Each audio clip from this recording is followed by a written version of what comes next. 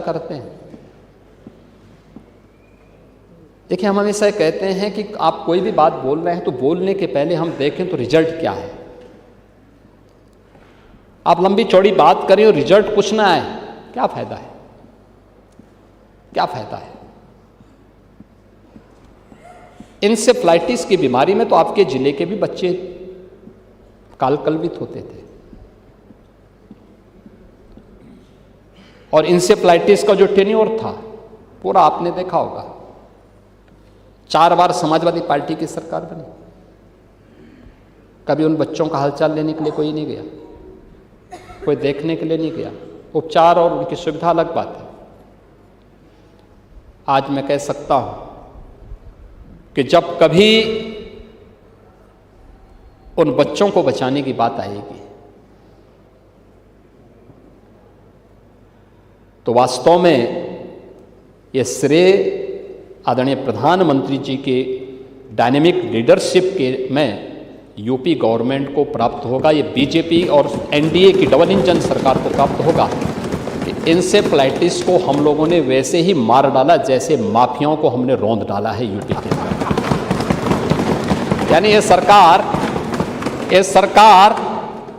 सरकार केवल माफिया को ही नहीं रौंदती है, ये मच्छर पैदा करने वाले, मच्छर से पैदा होने वाले उन बीमारियों को भी रौंदने का काम उसी क्रूरता के साथ करती है, और इंसेफ्लाइटिस उसका एक उदाहरण है।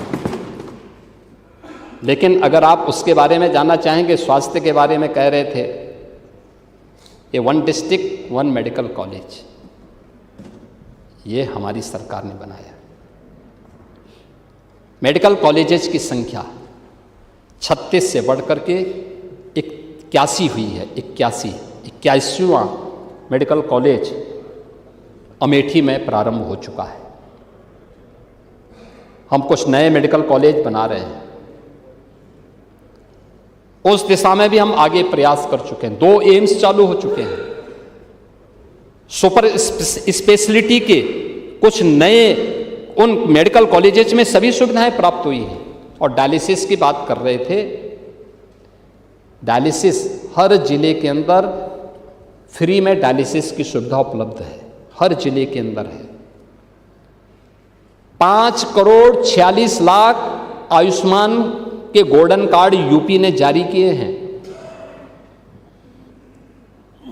राजा भैया यहां पे अभी बता रहे थे, विधायक निधि से भी उसको रिलैक्स करने के लिए, और हम लोग उसको प्रयास करेंगे कि उसको रिलैक्स करके इस ढंग से करेंगे कि इन गंभीर बीमारियों में माननीय विधायकगण जरूरतमंदों को पैसा दे सके।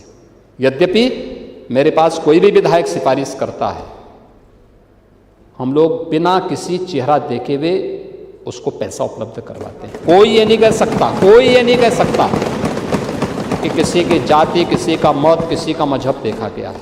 हर जरूरतमंद को पैसा मिलता है और हम उसके साथ खड़े होते हैं, उसको देते हैं। आईसीयू और आप कह रहे थे ना, हैं? नहीं, वो बीच में हम लोगों ने एक सख्ती की थी, क्योंकि कुछ हॉस्पिटल्स की शिकायत आई थी। उस हॉस्पिटल्स की शिकायत में जब यहाँ पांडे जी ने भी यहाँ पे मुद्दा उठाया था, तब मैंने इसकी जांच कराई थी। लेकिन हम लोगों ने उन हॉस्पिटल्स को उससे बाहर किया, लेकिन जो मामले पेंडिंग थे उन सबको फिर से हम लोगों ने धनराशि उपलब्ध करवाई। नहीं, ऐसा नहीं, लिमिट नहीं किया गया है। हर जरूरतमंद को बिना भेदभाव के हम पैसा उपलब्ध करवा रहे हैं। हाँ, एक चीज जरूर हमें भी देखना चाहिए कि प्राइवेट हॉस्पिटल्स के मनमानेपन को रोकना पड़ेगा। CGHS का जो रेट है उसके अनुसार अगर सरकार पैसा दे रही है तो उनको भी कुछ रिलैक्स करना होगा, और सरकार उसमें बाकी भुगतान उपलब्ध करवाएगी, हर जरूरतमंद को उपलब्ध करवाएगी। क्योंकि पैसा ना मेरा है ना खन्ना जी का है, ये पैसा प्रदेश की जनता का है, और ये पैसा उसको प्राप्त होना ही चाहिए। आपने पैरामेडिक्स की बात की। देखिए, पैरामेडिक्स में हम लोगों ने 41,868 पैरामेडिक्स की अब तक भर्ती की है। जिन्होंने अलग अलग संस्थानों में ज्वाइन किया है, और इसके पहले जो चिकित्सा शिक्षा में भर्ती हुई है ये 4110 से अधिक है। कुल मिला के 45,978 यह कुल हेल्थ सेक्टर में ही हम लोगों की मेडिकल एजुकेशन में अब तक की भर्ती हुई है। कोई कोताही सरकार के स्तर पर नहीं, और सरकार इसमें किसी प्रकार की वो नहीं करती। अब आईसीयू हैं, मिनी आईसीयू हैं, डिजिटल एक्सरे हैं, ब्लड बैंक हैं, डायलिसिस है, ऑक्सीजन प्लांट हैं। ग्रामीण क्षेत्र में हर रविवार के दिन मुख्यमंत्री आरोग्य मेले का आयोजन हो रहा है। एम्बुलेंस के माध्यम से 108 और 102 की एम्बुलेंस के माध्यम से इन सेवाओं को और तेज आगे बढ़ाने का काम किया जा रहा है। अब हम AI, genomics, telemedicine, medtech, healthtech, इन सब पे हम आगे चर्चा भी करेंगे, क्योंकि बजट में भी हम लोगों ने इसमें कुछ घोषणा की है, तो उसमें भी इन सब मुद्दों पे ये सभी चीज़ें आपने चूंकि इस मुद्दे को उठाया था तो उसको मैं इसलिए बोल रहा था कि इस पे भी हम सेंटर ऑफ एक्सीलेंस विकसित करने का काम कर रहे हैं। इस सेक्टर में यूपी सबसे बड़ा मार्केट ही नहीं होगा, बल्कि फार्मा प्रोडक्शन का, फार्मा मैन्युफैक्चरिंग का भी एक केंद्र विकसित होगा। इसके लिए यूपी ने आज ललितपुर में एक फार्मा पार्क के निर्माण के कार्यक्रम को आगे बढ़ाया है। आपने देखा होगा अभी हाल ही में हम लोगों ने फार्मा कॉन्क्लेव लखनऊ में किया था। देश भर के टॉप, दुनिया के जितने बड़े टॉप के फार्मा मैन्युफैक्चरिंग सेक्टर के जितने भी बड़े उद्यमी थे वे सब लखनऊ आए थे। पहली बार बहुत सारे लोग पहली बार लखनऊ आए थे। मेडिकल डिवाइस पार्क, ये मेडिकल से जुड़ी हुई सभी चीजें सस्ते में और क्वालिटी के साथ उपलब्ध हो सके, ये भी यूपी के अंदर हम गौतम बुद्ध नगर जनपद में इस पर हमारा काम तेजी के साथ आगे बढ़ चुका है। ये चीजें यूपी के अंदर हो रही हैं, और उत्तर प्रदेश के अंदर आज ये सभी कार्य यूपी के अंदर हम लोगों ने इस दिशा में भी अपने कार्य को आगे बढ़ा दिया है। ये यहाँ पे यूपी के अंदर इन चीज़ों पर गवर्नमेंट की कार्रवाई तेजी के साथ आगे बढ़ी है। महिला सशक्तिकरण की आप बात कर रहे थे। 9 वर्षों में महिला सशक्तिकरण का इससे बड़ा उदाहरण क्या हो सकता है।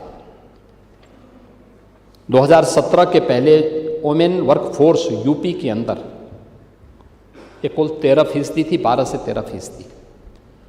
आज ये 36 से 37% है, 3 गुना से अधिक बढ़ी है। यानी कामकाजी महिलाओं की संख्या पहले की तुलना में 3 गुना से अधिक बढ़ी है। यूपी पुलिस की ही मैं बात करता हूँ। यूपी पुलिस में महिलाओं की संख्या मात्र 10,000 थी, आज ये संख्या 44,000 पहुंची है। 44,000। और आपके समय में तो एक कहावती प्रचलित थी कि देख सपाई बिटिया घबराई। तो अब उसमें हम महिला सशक्तिकरण के लिए आपसे क्या बात करें। आज सुरक्षा से समृद्धि और एम्प्लॉयमेंट से एक्सीलेंस तक आत्मनिर्भरता, उद्यमी और नेतृत्वकारी नारी शक्ति उत्तर प्रदेश के अंदर लीडरशिप दे रही हैं। 9 लाख सरकारी नौकरी अब तक हम उपलब्ध करवा चुके हैं। इनमें 1,75,000 जो संख्या है ये केवल महिलाओं के लिए समर्पित है। जो सरकारी नौकरी की मैं बात कर रहा हूँ, ड्रोन दीदी, सेल्फ हेल्थ ग्रुप और लखपति दीदी को एक मजबूत इकोसिस्टम, वीसी सखी, हर ग्राम पंचायत में एक वीसी सखी बैंकिंग के कार्यों को तेजी से आगे बढ़ाने का काम कर रही है। और आप कह रहे थे कि गहना पहन करके कोई महिला निकल सकती है। आपके समय में तो दिन में नहीं निकलती थी, अब तो नाइट शिफ्ट में भी महिलाएं उद्योगों में और कार्यालयों में काम कर रही हैं। इससे बड़ा उदाहरण और क्या हो सकता है। उज्ज्वला योजना, बेटी बचाओ बेटी पढ़ाओ, प्रधानमंत्री मातृवंदना, मुख्यमंत्री कन्या सुमंगला योजना, मुख्यमंत्री सामूहिक विवाह की योजना। सामूहिक विवाह की योजना में भी बेटी की शादी को लेकर के 1 लाख रुपया सरकार दे रही है। आप लोग भी जाइए, आपको मना थोड़ा किया जाता है। उन शादियों में जाना चाहिए, कन्यादान करने में योगदान देना चाहिए, क्योंकि कन्यादान तो बहुत बड़ा दान माना गया है। हाँ नहीं, आप जाइए, क्या बात करते हैं, बुलाना क्या है उसमें। आप अपना बोलिए। देखो, पात्रता के हिसाब से आप नाम सेलेक्ट करके बोलिए कि भाई हम इनको कराना चाहते हैं, किसी के लिए मना नहीं है। कोई भी पात्र व्यक्ति आवेदन कर सकता है। आप जाइए, 100 लोगों का चयन करिए, प्रशासन को बोलिए, वे आपको उसके लिए धनराशि उपलब्ध करवाएंगे, प्रशासन के लोग उसमें सहभागी बनेंगे। ऐसे कैसे हो सकता है? ये चीज़ें हर व्यक्ति का अधिकार है, और हर व्यक्ति को इसमें जाने का अधिकार भी है, हर जनप्रतिनिधि को जाने का अधिकार भी है। महोदय, उन लोगों के लिए जो जरूरतमंद थे उनको पेंशन मिले, इसमें निमंत्रण देने की आवश्यकता नहीं पड़ती। आपको स्वयं एक आतिथेय के रूप में वहां पर कन्यादान के लिए खड़ा होना चाहिए।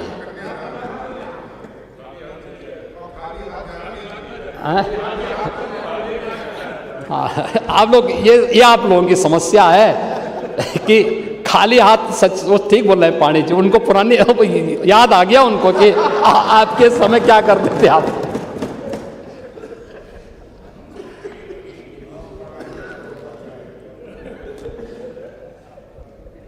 महोदय, वर्तमान में 1 करोड़ 6 लाख निराश्रित महिलाएं, वृद्धजन और दिव्यांगजन यूपी के अंदर 12,000 रुपये सालाना पेंशन की सुविधा प्राप्त कर रहे हैं, और सरकार इसको बहुत जल्दी बढ़ाने जा रही है। हमने बजट दे दिया है। खन्ना जी घोषणा नहीं किए हैं, लेकिन मैं आज बता दे रहा हूं, परसों जब बोलेंगे तो एक घोषणा भी ये भी कर देंगे कि कितना बढ़ाने जा रहे हैं। दिव्यांगजन, आपके समय मात्र 300 पेंशन मिलती थी, आज हम 12,000 रुपये इसको सालाना दे रहे हैं। मोटराइज्ड ट्राईसाइकिल दे रहे हैं, और इस बार तो हमने बेटियों के लिए ई ट्राईसाइकिल की भी घोषणा कर दी, इलेक्ट्रिक ट्राईसाइकिल की भी घोषणा की। ये पैसा डीबीटी के माध्यम से हम उनके खातों में भेज रहे हैं। आपके समय में वो 300 रुपया जाता था, 6 महीने में एक बार जाता था, उसमें भी आधा ही उसको मिल पाता था। आज डीबीटी के माध्यम से पूरा पैसा उस लाभार्थी के खाते में जाता है, और हर एक जरूरतमंद को उसके हिसाब से हम लोगों ने उस लक्ष्य को प्राप्त करने के लिए सुविधा का लाभ दिया है। जीरो पॉवर्टी के लक्ष्य को प्राप्त करने की दिशा में भी सरकार ने जो कदम आगे बढ़ाए थे, निराश्रित महिलाओं के लिए pension, job card, ration card, निराश्रित महिलाओं के लिए पेंशन की सुविधा, जिन जरूरतमंदों के पास अपने आवास नहीं, उन्हें आवास की सुविधा उपलब्ध करवाना, जिनके पास आवास के पट्टे नहीं, उन्हें आवास के पट्टे उपलब्ध करवाने की कार्रवाई, ये सभी कार्रवाई को आगे बढ़ाते हुए समाजवादी पार्टी और कांग्रेस के तुष्टीकरण की मॉडल से उभार करके आज प्रदेश को संतुष्टीकरण की तरफ बढ़ाया गया है। 60 लाख गरीबों को एक आवास उपलब्ध करवाया गया है, एक आवास। हाँ, आप 20,000 देते थे, हम लोग 3.5 लाख आप केवल समाजवादी पार्टी के कैडर के लिए समाजवादी आवास देते थे। एक गरीब को इंदिरा आवास योजना में मात्र 20,000 रुपया मिलता था, 20,000 रुपया, मात्र 20,000 रुपया देते थे, और वह पूरा नहीं होता था। हमारी सरकार ने, ये डबल इंजन की सरकार, नगरीय क्षेत्रों में 2.5 लाख देती है, और ग्रामीण क्षेत्र में 1,20,000 रुपये आवास के लिए, शौचालय निर्माण के लिए 12 से 15,000 रुपये अतिरिक्त, और मनरेगा के 90 दिन की मजदूरी के बराबर भी मानदेय उसे उपलब्ध करवाया जाता है। यानी जो अब ये जो पहली योजना थी, आगे उसी योजना को हम लोग विकसित भारत जी राम जी के साथ भी जोड़ने जा रहे हैं, और यह कार्य हुआ है। और इसका परिणाम क्या है कि 6 करोड़ से अधिक लोग गरीबी रेखा से उभरे हैं। इस बार भी हम लोगों ने, जो बचे हुए लोग हैं, सफाई कर्मी हैं, निर्माण श्रमिक हैं, इनके लिए भी एक नई स्कीम को हम लेके आए हैं। बजट भाषण में उसकी भी घोषणा करेंगे, उसके बारे में भी बात करेंगे यहाँ पे। महोदय, आज आप स्किल डेवलपमेंट ITI की बात कर रहे थे। ये व्यावसायिक शिक्षा में आता है, तकनीकी शिक्षा में नहीं। तो व्यावसायिक शिक्षा के मंत्री तो आप भी रहे हैं यूपी के अंदर, तो ITI की तो आप जानते हो। हाँ, तो ये व्यावसायिक शिक्षा वही है, और इसमें हम लोगों ने अब आज की जो नई तकनीक है, मॉडर्न तकनीक जिसको आप कह सकते हैं, आर्टिफिशियल इंटेलिजेंस, डिजिटल टेक्नोलॉजी से जुड़े हुए अन्य सेमीकंडक्टर का है, डेटा साइंस का है, इन सभी उभरते हुए सेक्टर में रोबोटिक का है, ड्रोन टेक्नोलॉजी का है, स्पेस टेक्नोलॉजी, इन सभी सेक्टर में भी हम लोगों ने नए सेंटर विकसित किए हैं। टाटा टेक्नोलॉजीज के साथ मिल करके हम लोगों ने हर जनपद के 2-2 ऐसे ITI को इस नए जो इमर्जिंग टेक्नोलॉजी है इसके साथ जोड़ करके और फिर उसको हम एक हब एंड स्पोक मॉडल पर आगे बढ़ाने की कार्रवाई को तेजी के साथ कर रहे हैं। और मेरा मानना है कि अधिक से अधिक नौजवानों को इसमें प्रशिक्षित करने की आवश्यकता है, वह आज की आवश्यकता है। राष्ट्रीय शिक्षा नीति 2020, आदरणीय प्रधानमंत्री जी ने कोविड कालखंड में देशवासियों को एक नई शिक्षा नीति दी, राष्ट्रीय शिक्षा नीति के रूप में। स्किल डेवलपमेंट और तकनीकी शिक्षा, तकनीकी उन्नयन इसका मुख्य आधार है, और इस दिशा में अब हमारे टेक्निकल एजुकेशन ने भी इसमें अपने कार्रवाई को आगे बढ़ाया है। माध्यमिक शिक्षा के भी हर जनपद के पहले चरण में हम लोग गवर्नमेंट कॉलेजेज हैं उनको इन सभी कोर्सेज के साथ जोड़ रहे हैं, जिसमें इमर्जिंग टेक्नोलॉजी के साथ हम उनको सशक्त बना सकते हैं, और उसके माध्यम से उनको डाटा उपयोग करने के लिए, इंटरनेट की फैसिलिटी उपलब्ध करवाने के लिए भी हम एक कार्य कर रहे हैं। और युवाओं को स्वावलंबन की ओर अग्रसर करने के लिए CM युवा उद्यमी स्कीम जैसी योजनाएं भी हम लोगों ने लागू की हैं। आपको याद होगा कि 24 जनवरी 2024 को हमने इसको लॉन्च किया था, और अब तक 1,10,000 नौजवानों को इस योजना के माध्यम से मार्जिन मनी 10% देते हुए interest free, guarantee free loan उपलब्ध किया जा चुका है। हाँ, इसकी योजना का जो सबसे महत्वपूर्ण पहलू है वह ये है कि उसमें उन नौजवानों को चयन और उनका प्रशिक्षण आवश्यक है, और तभी वो सफल हो सकता है। इसमें नौजवान रुचि ले रहे हैं, ये नए उद्यमी बन रहे हैं। ऐसी स्कीम हम लोगों ने महिला उद्यमियों के लिए की है। बजट भाषण में उसकी चर्चा होगी, हम उसको आगे बढ़ाने का काम करेंगे। और स्वामी विवेकानंद युवा सशक्तिकरण स्कीम के अंतर्गत युवाओं के डिजिटल सशक्तिकरण की दिशा में भी सरकार के द्वारा जो काम किया गया है वह यहाँ पर हम लोग तेजी के साथ इन सभी क्षेत्रों में कार्य कर रहे हैं। महोदय, skill India, startup India, stand up India, इन सब को प्रभावी ढंग से आज प्रदेश के अंदर लागू करने में हमें सफलता प्राप्त की है। 20,000 से अधिक हमारे पास स्टार्टअप यूपी के अंदर वर्तमान में काम कर रहे हैं। 76 इंक्यूबेटर्स हैं, 7 हमारे पास सेंटर ऑफ एक्सीलेंस हैं, और 8 यूनिकॉर्न उत्तर प्रदेश की युवा नेतृत्व और इनोवेशन की ताकत को आज प्रदर्शित कर रहा है।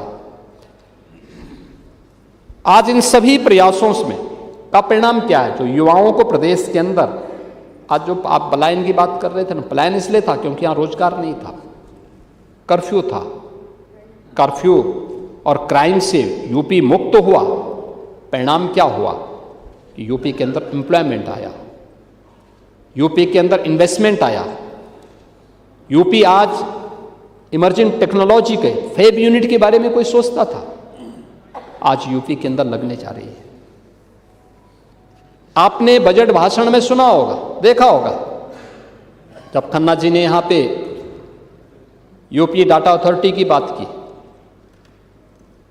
जब वे अपने बजट भाषण में इस बात का उल्लेख कर रहे थे कि डाटा सेंटर क्लस्टर की स्थापना करेंगे। अगर हमें आर्टिफिशियल इंटेलिजेंस के सेक्टर में आगे बढ़ना है तो डाटा सेंटर क्लस्टर उसकी पहली जरूरत पड़ेगी। आज यूपी उस दिशा में काम कर रहा है, उसको लीड कर रहा है देश में। ऐसा नहीं कि हम पीछे हों, देश के अंदर अगणित 3 राज्य होंगे, उनमें यूपी एक राज्य है आज वह यूपी है पिछले 9 वर्ष के अंदर बदला है। आज परिणाम क्या है?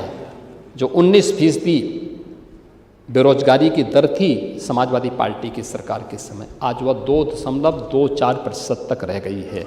ये परिणाम है यूपी के अंदर। आपको विश्वास नहीं होगा, इसलिए नहीं होगा क्योंकि आप लोगों ने किया नहीं, तो आपको सब यही लगता होगा। देखो, कूप मंडूप इसी को कहते हैं। कुएं के मेंढक को अगर हम लोग समुद्र में फेंक देंगे ना, तो उसको विश्वास ही नहीं होगा कि समुद्र क्या है।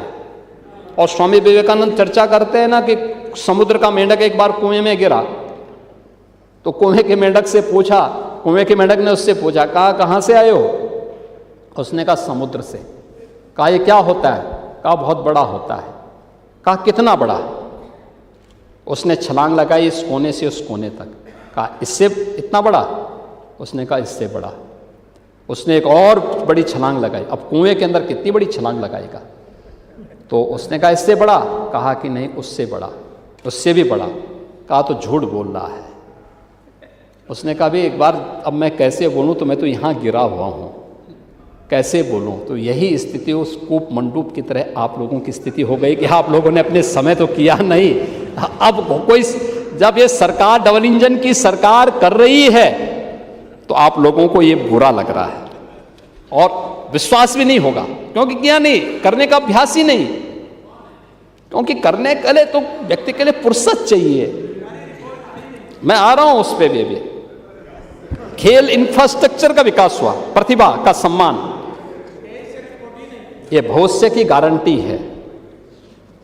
प्रदेश में डबल इंजन सरकार शहर से गांव तक खेल इंफ्रास्ट्रक्चर का विकास कर रही है।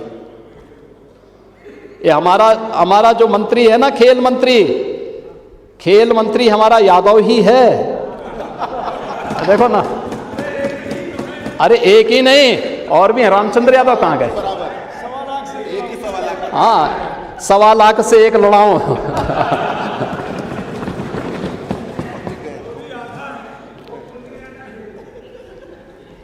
एक ही यानी आधा ही इतना काम कर दे रहा है। आप जितना नहीं कर पाए, आप लोग जितना नहीं कर पाए 4-4 बार में, वो आधा ही इतना कर दिया है कि पूरी समाजवादी पार्टी डूब जाएगी उसी में। आज खेल का इंफ्रास्ट्रक्चर है, हाँ?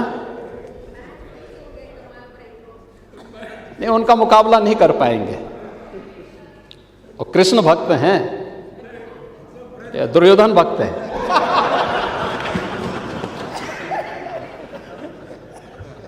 शहर से गांव तक, हर गांव में खेल का मैदान हो,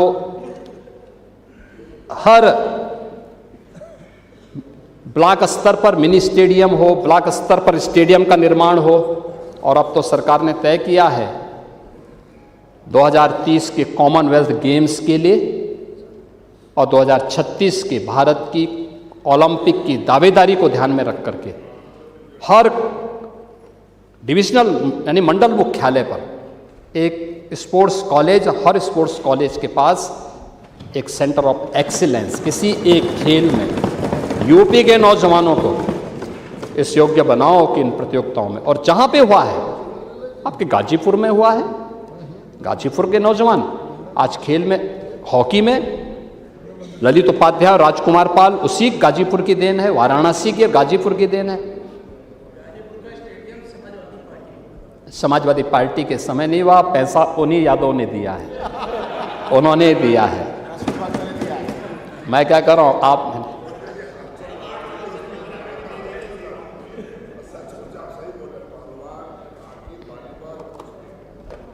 हम कर रहे हैं ना, यूपी के अंदर हर एक जगह को हम दे रहे हैं। और हमने प्राइवेट एकेडमी को भी धनराशि देनी प्रारंभ की और उसी तहत, उसी पॉलिसी के अंतर्गत गाजीपुर की भी उसको हमने जोड़ा है और बहुत अच्छा काम कर रहे हैं।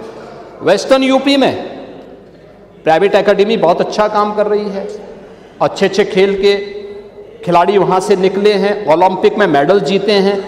और इसी का परिणाम है कि आज हमने उत्तर प्रदेश के अंदर अपने इन सभी खिलाड़ियों को जो ओलंपिक में, कॉमनवेल्थ में, एशियाड में मेडल जीतेंगे, उन सभी खिलाड़ियों को हम लोगों ने सरकारी नौकरी में प्राथमिकता दी है। डिप्टी एसपी, तहसीलदार, अन्य महत्वपूर्ण पदों पर हम लोगों ने उन्हें हर खेल का बजट पर्याप्त बजट है, बजट की कमी नहीं है। 500 से अधिक नहीं, यूपी गवर्नमेंट का अपना बजट है। खेलो इंडिया के साथ हम जोड़ते हैं तब इस कार्यक्रम को आगे बढ़ाते हैं और बहुत अच्छा उसका वो चल रहा है। उत्तर प्रदेश में इलेक्ट्रिक व्हीकल में भी उत्तर प्रदेश ने एक बहुत अच्छी दमदारी से अपनी उपस्थिति दर्ज की है और देश का पहला इलेक्ट्रिक व्हीकल मैन्युफैक्चरिंग की यूनिट यूपी के अंदर प्रारंभ हो चुकी है, जिसमें बसेज के निर्माण की कार्रवाई चल रही है। जो राष्ट्रीय बाजार है उसमें उत्तर प्रदेश की उपस्थिति 19% है। तिपहिया इलेक्ट्रिक व्हीकल में 40% भागीदारी यूपी की है। फेम 1 और फेम 2 का प्रमुख लाभार्थी यूपी है। एक्सप्रेसवे कॉरिडोर पर चार्जिंग स्टेशन और प्रदेश में 700 अधिक इलेक्ट्रिक बसेस का वर्तमान में संचालन हो रहा है। उद्योगों के साथ मिलकर आईटीआई, पॉलिटेक्निक और हमारे जितने भी इंजीनियरिंग कॉलेजेज हैं ईवी रेडी, ये सभी अपने आप को तैयार कर रही है। महोदय, ये लोग विकास के बारे में क्या बात करेंगे? समाजवादी पार्टी और विकास, गोमती रिवर फ्रंट, कुल डीपीआर था 300 करोड़ का, 1400 करोड़ खर्च हो गया, काम ही नहीं हुआ, अधूरा। जेपीएनआईसी कुल डीपीआर था 200 करोड़ का, 800 करोड़ खर्च हो गया, तब भी अधूरा। पूर्वांचल एक्सप्रेसवे लैंड ली ही नहीं, टेंडर अवार्ड हो गए। टेंडर अवार्ड होने के साथ ही हम लोगों ने जब देखा कितने का है, तो उस समय नई सरकार आई थी, हम लोग इस बात को मानते थे कि टेंडर ठीक ढंग से और पारदर्शी तरीके से संपन्न हुए होंगे। हम लोग ये मानते थे प्रोग्रेस हो रही होगी। 6 महीने के बाद जब मैंने इसका रिव्यू किया, भाई क्या प्रोग्रेस है, क्या स्थिति है, पता लगा जीरो। क्यों जीरो है? लैंड ही नहीं है। हम लोगों ने लैंड एक्वायर किया, कार्रवाई आगे बढ़ाई, टेंडर निरस्त किए। टेंडर निरस्त करने के बाद जब हम लोगों ने 2 वर्ष के बाद टेंडर किए तो ठीक 15,200 करोड़ रुपए का टेंडर आया। हम बहुत चक थे, मैंने पूछा भी पहले कितना आया था, बताया गया 15,200। तो मैंने कहा 15,200 2 वर्ष पहले भी, 2 वर्ष के बाद 15,200 क्यों, क्या कारण है? तो मैंने पूछा उस समय कि भाई क्या फाइनेंशियल और टेक्निकल बिड एक साथ मंगाई गई? कहा नहीं साहब, अलग अलग। मैंने कहा इसको निरस्त करो, एक साथ मंगाओ, इसको और रिलैक्स करो। उसको रिलैक्स किया गया। हमने 110 मीटर चौड़े एक्सप्रेसवे को 120 मीटर चौड़ा करने के लिए प्रस्ताव रखा, क्योंकि सेमी बुलेट ट्रेन को हम वहीं से चलाएंगे। अभी जो प्रस्तावित हो रही देश के अंदर जो कॉरिडोर नए बनने जा रहे हैं, उन सब के लिए तैयारी हमारी उसी देश से चल रही है। वाराणसी से जोड़ने के लिए लैंड स्टेट उपलब्ध करवाएगा, हमारे पास लैंड है। लेकिन जब हमने कहा कि मंगाओ, अलग अलग नहीं, एक साथ मंगाओ, तो 15,200 करोड़ का वो टेंडर जो इन्होंने किया था 2 वर्ष पहले से, दिसंबर 2016 में जो अवार्ड किया था, वही 18 में जब उसी के टेंडर हुए थे, वो 11,800 करोड़ का आया। ये 3,500 करोड़ कहाँ जा रहा था? ये है इनका मॉडल। ये विकास की बात करेंगे, यानी कभी जेपी और लोहिया ये समाजवाद के आदर्श माने जाते थे। इन्होंने देश में बराबरी का और सामाजिक न्याय की वकालत की थी। ये दोनों महान नेता थे, दोनों ने इसकी वकालत की थी। आज वही समाजवादी संपत्ति और संतति इसका प्रतीक बन गया है। लोहिया इसके विरोधी थे। जो समाजवाद त्याग का, संघर्ष का, नैतिक आदर्शों का आह्वान करता था, आज वह वंशवाद का, सुविधावाद का और निजी साम्राज्य खड़ी करने की एक सीढ़ी बन गई है इन लोगों के लिए। ये लोग उसकी बात करते हैं जहां कभी लोहिया और जेपी की परंपरा ने शोषण के विरुद्ध संघर्ष का उद्घोष किया था,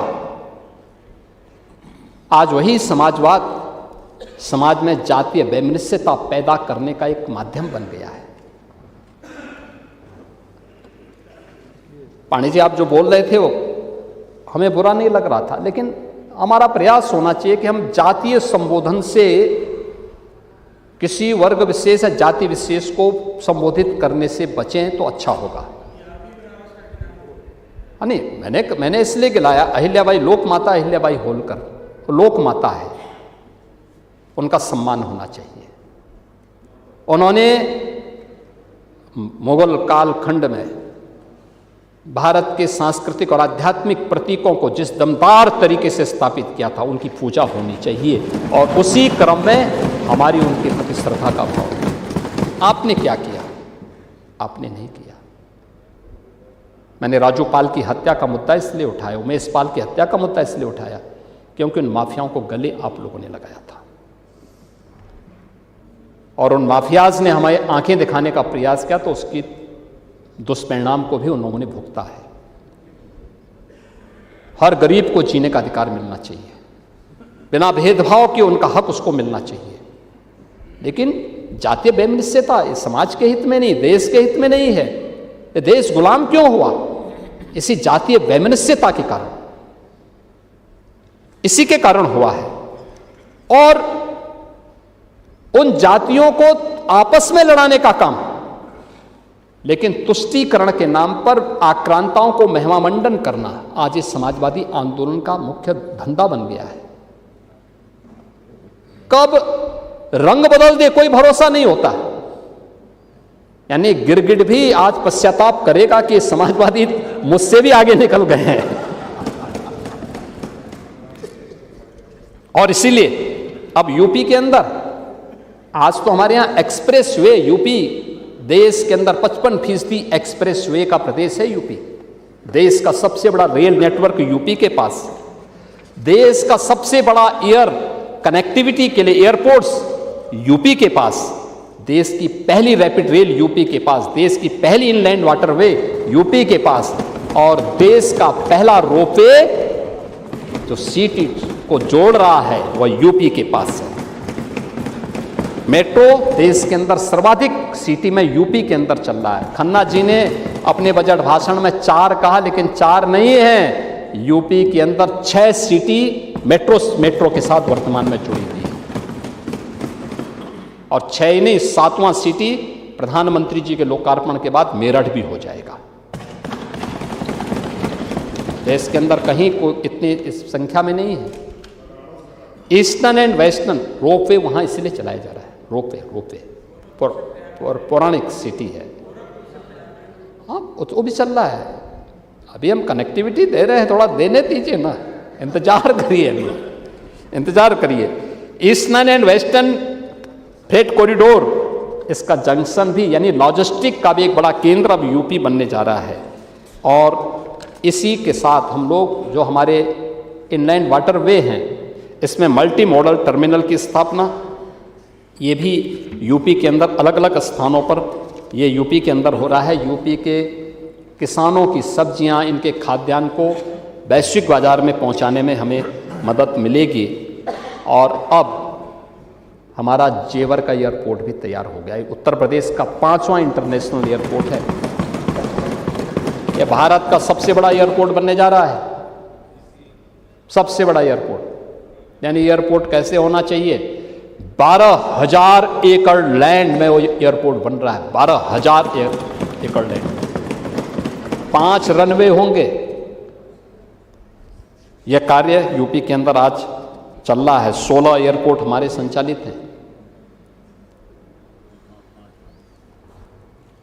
5 पे हम काम कर रहे हैं और जेवर इंटरनेशनल एयरपोर्ट, अब इसमें MRO, एक्सप्रेसवे के किनारे एविएशन आधारित इंडस्ट्रियल क्लस्टर, ये सभी चीज़ें, डिफेंस मैन्युफैक्चरिंग का कार्य, ये सभी चीज़ें आज यूपी तेजी के साथ आगे बढ़ रहा है।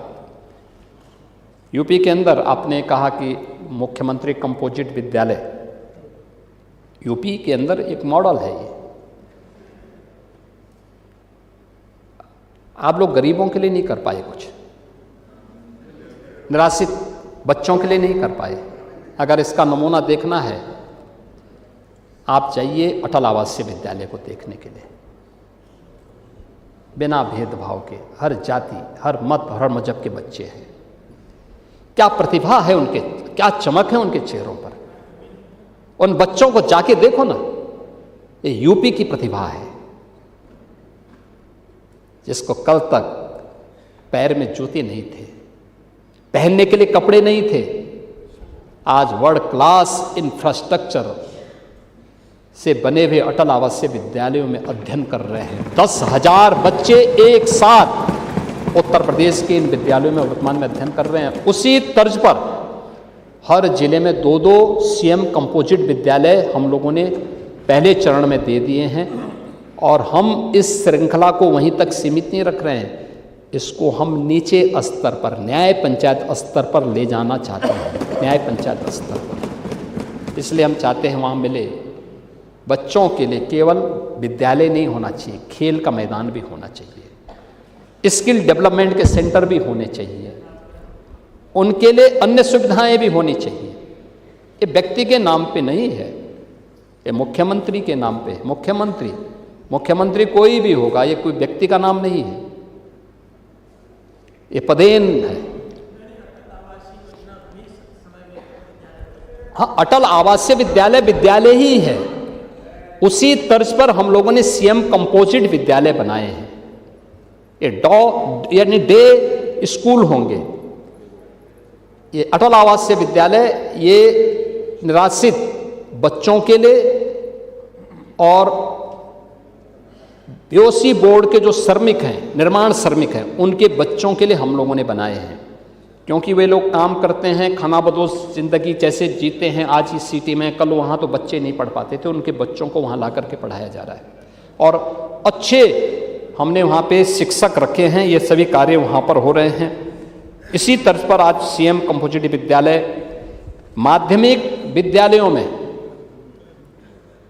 आज उत्तर प्रदेश के अंदर कार्य हो रहा है। आप तो क्या दुर्गा प्रसाद जी, आप क्या शिक्षक थे क्या? दुर्गा प्रसाद यादव जी, आप क्या शिक्षक थे? आप कुछ थे, शिक्षक वगैरह थे या किसान थे? हाँ, किसान थे कि शिक्षक थे? किसान। नहीं, मैं वही पूछ रहा हूं, मैं इसलिए पूछ रहा हूं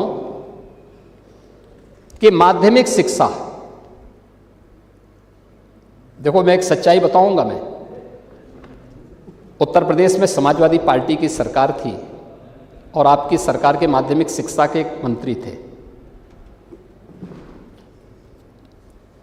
एक स्टेशन पे मुझे जाना था, तब तक उत्तर प्रदेश के APC आ गए। मैं एक तरफ बैठा था, वो लोग दूसरी तरफ बैठ गए।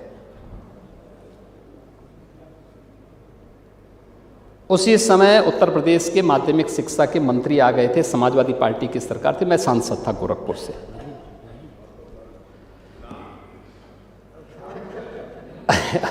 नाम बोल दूंगा तो फिर देखिए आप लोग फिर परेशान हो जाएंगे। तो मैंने उनको, वहाँ काफ़ी लोग थे, तो मैंने कुछ लोगों को वहाँ से बाहर किया। मैंने कहा भी प्रदेश सरकार का मंत्री है, बिठाओ भाई उनको सम्मानजनक ढंग से।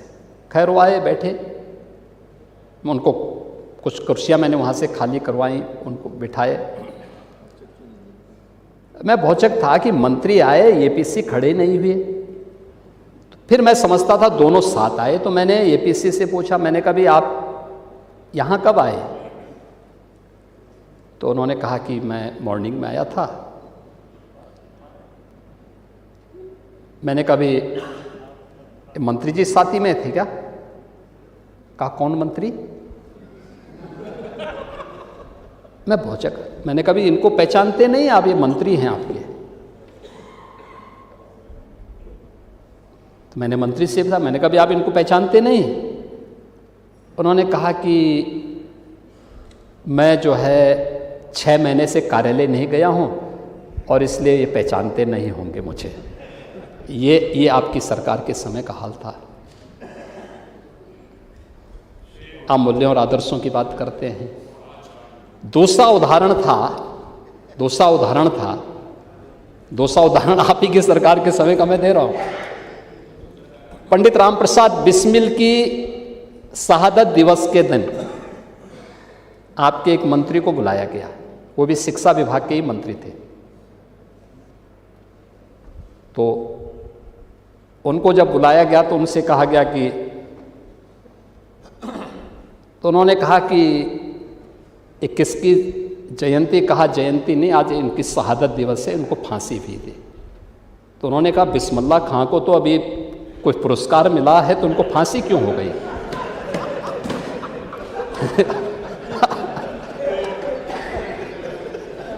इनके शिक्षा मंत्री इनकी सरकार में जब ये अंधेर नगरी चौपट राजा, यही तो कहते हैं, इसी को कहते हैं। वो कहते हैं कि बिस्मिल्लाह खां को तो अभी पुरस्कार कोई मिला था और उनको फांसी क्यों हो गई है? उनसे कहा गया कि अच्छा वो मंच पे भी गए, तो मंच पे भी उन्होंने कहा कि बिस्मिल्लाह खां को जो है पता नहीं क्यों फांसी दे दी गई।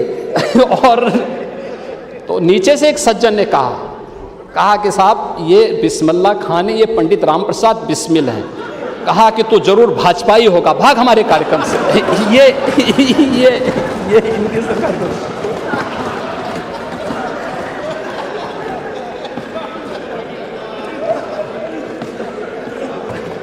तो चौपट शिक्षा व्यवस्था को चौपट होना ही होना था।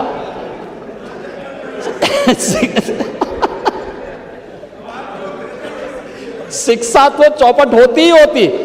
जहां अधिकारी मंत्री को नहीं जान पा रहा है और बिस्मिल्लाह खां और राम प्रसाद बिस्मिल में अंतर आपका शिक्षा मंत्री नहीं महसूस कर रहा था, तो उसको तो चौपट होना ही होना था। तो वहां बच्चे नकल नहीं करते तो क्या करते? वहां नकल नहीं करते तो क्या करते? और यही आप कर रहे थे उत्तर प्रदेश के अंदर। आज प्रोजेक्ट अलंकार से देखिए होता है, कृतज्ञता ज्ञापित करने का भाव होता है।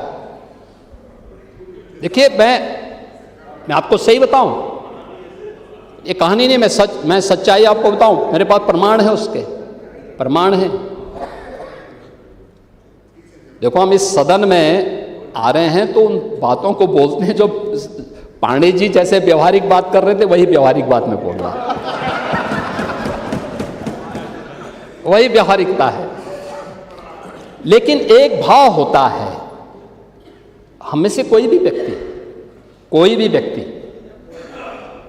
जिस विद्यालय में पढ़े होते हैं, भाई हम लोगों के समय में पब्लिक स्कूल नहीं थे, मॉडर्न स्कूल नहीं थे।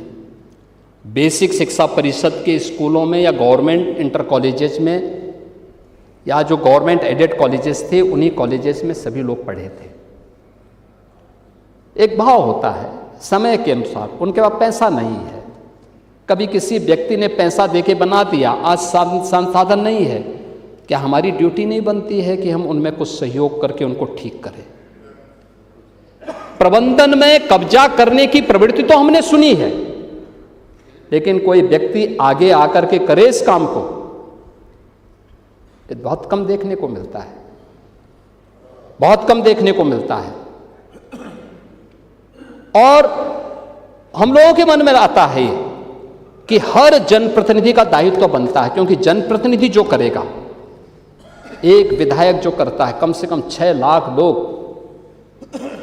का वो प्रतिनिधित्व कर रहा होता है। 6 से 8 लाख लोगों को वह लीड करता है, लीडरशिप देता है। उतने लोग तो उसको देखते हैं, लेकिन अच्छा काम करेगा तो पूरा जनपद उसको जानेगा।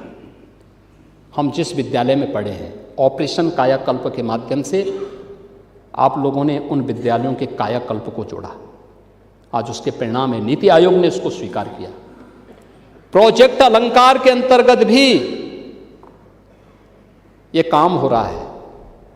मैं तो एक दिन औरैया गया था, वहाँ एक विद्यालय में इंटर कॉलेज, बड़ा इंटर कॉलेज बहुत अच्छा बना था। चुनाव के दौरान में 19 में भी और 22 में भी वहाँ गया था, तो वो भवन ऐसे ही था। तो मैं एक दिन वहाँ गया था कृषि गोष्ठी में, तो मैंने कृषि गोष्ठी के पहले देखा, मैंने भवन वैसे के वैसे, तो मैंने कहा वहाँ के डीएम से पूछा, मैंने कहा भाई ये भवन में कहीं से पैसा नहीं मिला है क्या? मैंने कहा प्रबंधक कौन है, प्रिंसिपल कौन है, थोड़ा बुलवाना मेरे सामने थोड़ी देर में, मैं अभी बैठक से आता हूँ। वहाँ के जनप्रतिनिधियों को बुलाया मैंने, विधायक, एमएलसीज थे, माननीय सांसद थे, मैंने बुलवाया,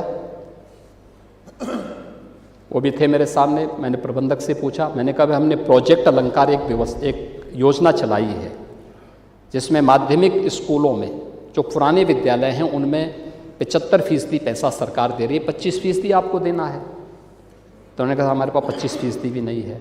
मैंने कहा जनप्रतिनिधियों से आप लिखवा के दे दीजिए। उन्होंने कहा कौन जनप्रतिनिधि देगा? मैंने विधायकों से कहा, मैंने कहा भी 10 लाख आप दीजिए, 10 लाख आप दीजिए, 10 लाख आप दीजिए, 30 लाख हो जाएगा तो बाकी 1 करोड़ रुपये सरकार इनको अपने आप ही दे देगी। 1 करोड़ में कम से कम रंग रोगन और इसका मरम्मत तो कर देंगे, इतनी भव्य भवन को ठीक तो कर लेंगे, बच्चा कोई भी होगा प्रदेश का पढ़ेगा।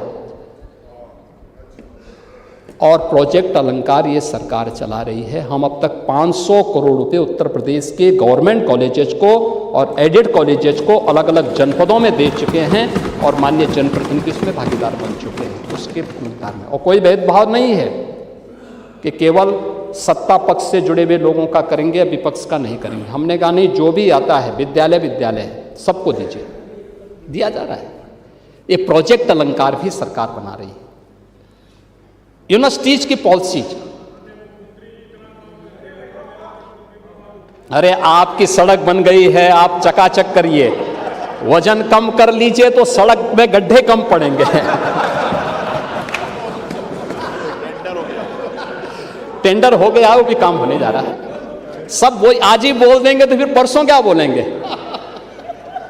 आपकी सड़क बन गई है, अभी भी आप जो है वही कर रहे हैं, लेकिन सड़क पे गड्ढे आपके कारण ही ज्यादा पड़े हैं। वजन कंट्रोल करिए, आप स्वास्थ्य के लिए अच्छा होगा। महोदय, आज प्रोजेक्ट अलंकार, पुस्तकालय, प्रयोगशालाएं, मल्टीपर्पज हॉल, पेयजल और इसके अंतर्गत अन्य जो योजनाएं हैं, ये सभी हम लोग प्रदेश के अंदर कर रहे हैं। और विश्वविद्यालयों के निर्माण के लिए भी आज प्रदेश के अंदर आप देख रहे होंगे कि एक पॉलिसी बना दी गई है। निजी क्षेत्र में कोई विश्वविद्यालय बनाना चाहेगा, आज लगभग 52 विश्वविद्यालय निजी क्षेत्र में भी बन चुके हैं। एक मंडल, एक विश्वविद्यालय, इस लक्ष्य को हमने प्राप्त किया है। जहां नहीं थे वहां नए विश्वविद्यालय गवर्नमेंट ने भी बनाए हैं और उसमें भी हम लोगों ने कार्य किया है।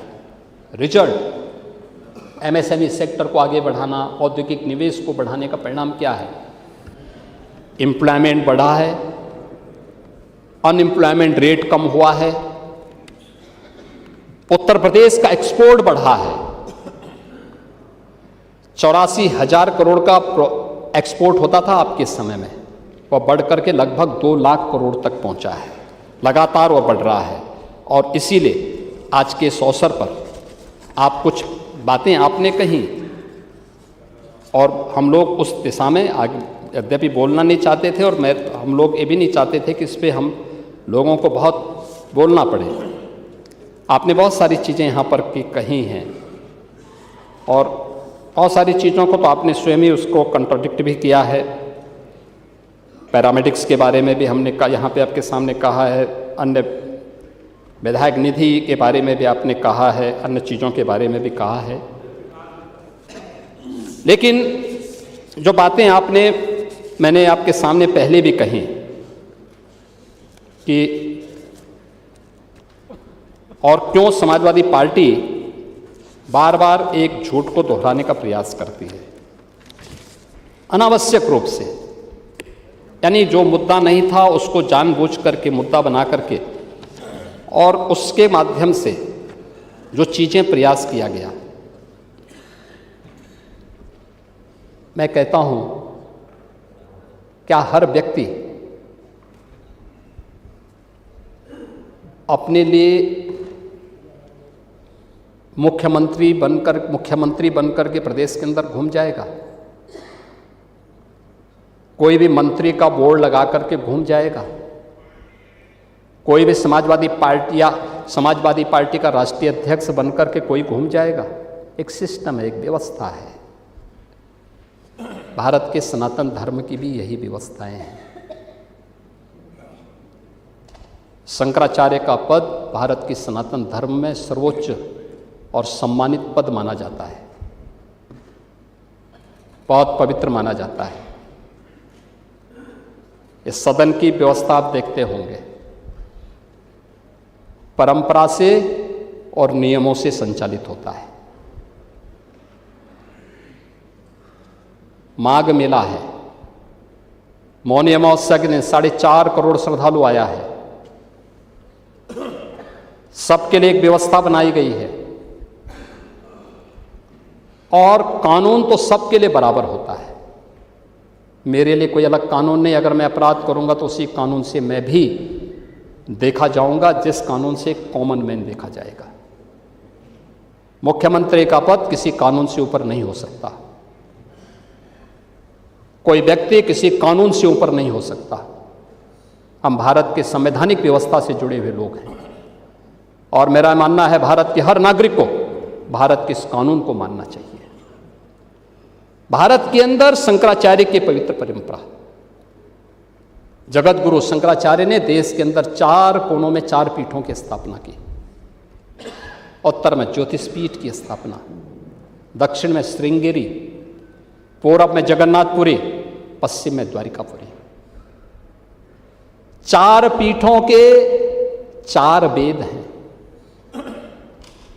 ऋग्वेद, यजुर्वेद, सामवेद और अथर्ववेद। इन सब के अपने मंत्र हैं।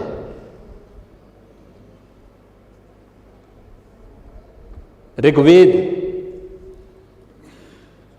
इसका मंत्र प्रज्ञानम ब्रह्म, ये प्रज्ञा ही ब्रह्म है, ये इसका मंत्र है। क्योंकि बुद्धि की पवित्रता पर ऋग्वेद ध्यान देता है। यजुर्वेद अहम ब्रह्मास्मि, ये इसका मंत्र है, मैं ही ब्रह्म हूं।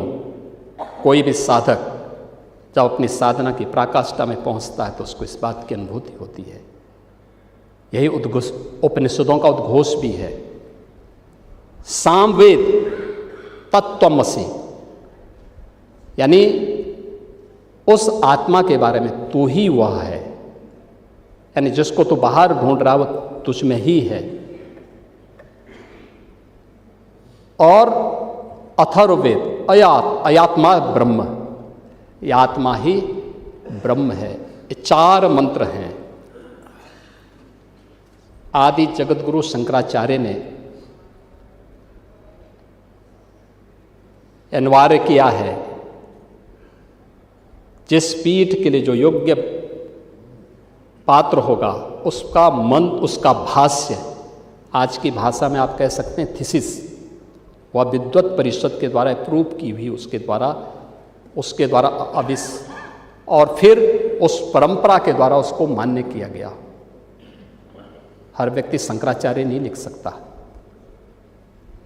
हर व्यक्ति हर पीठ के आचार्य के रूप में जाकर के जहां तहां वातावरण खराब नहीं कर सकता। उन मर्यादाओं का पालन सबको करना होगा। और अगर वो शंकराचार्य थे तो क्यों आप लोगों ने लाठीचार्ज किया था वाराणसी में? क्यों FIR लॉन्च किया था? आप नैतिकता की बात करते हैं। 4.5 करोड़ श्रद्धालु जहां पर आए हों, वहां पर जो एग्जिट गेट है, जहां से श्रद्धालु बाहर निकल रहा है स्नान करके, उस द्वार, उस पेंटून से, उस मार्ग से किसी को बाहर निकलने का कोई वो नहीं, क्योंकि उससे अंदर जाने का कोई प्रयास करता है तो एक नए स्टैम्पेड को जन्म देता है, वहां पे नए भगदड़ को जन्म देता है, श्रद्धालुओं के जीवन के साथ खिलवाड़ करता है। एक जिम्मेदार और मर्यादित व्यक्ति कभी इस प्रकार का आचरण नहीं कर सकता, कभी नहीं कर सकता।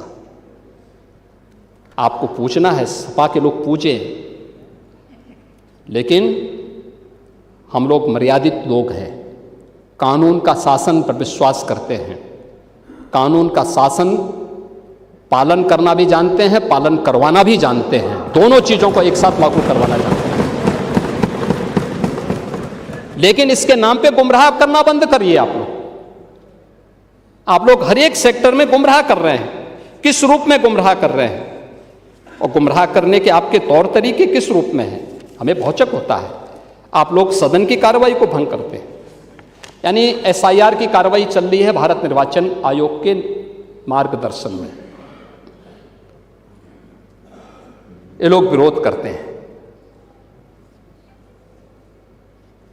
विरोध करते हैं कि एसआईआर की कार्रवाई नहीं होनी चाहिए। उत्तर प्रदेश के अंदर अब तक ईएसडी